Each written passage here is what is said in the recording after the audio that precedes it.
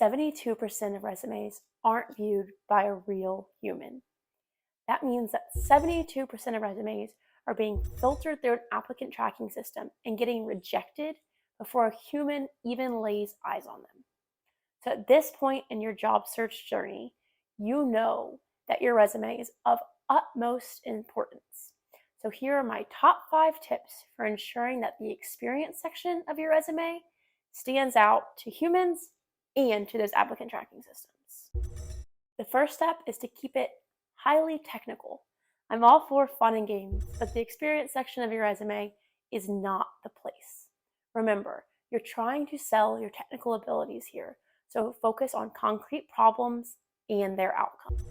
The second tip is to keep it short and sweet. Don't ramble. Use action verbs and numbers that efficiently and effectively convey your points. My third tip is don't stretch your strengths. My number one piece of advice for job seekers is to focus on what you're good at and don't dwell on what you don't bring to the table. This same logic applies to your resume and especially your experience section. If you hyper focus on your strengths, you won't feel the need to overcompensate for your weaknesses. Who's interviewing for the job? You are. So focus on your individual contribution. The hiring manager wants to know about what you did. So make sure you use concrete impact statements that show your individual contribution. Focus on the technology, the timeline, and the outcome. My fifth tip is numbers, numbers, numbers.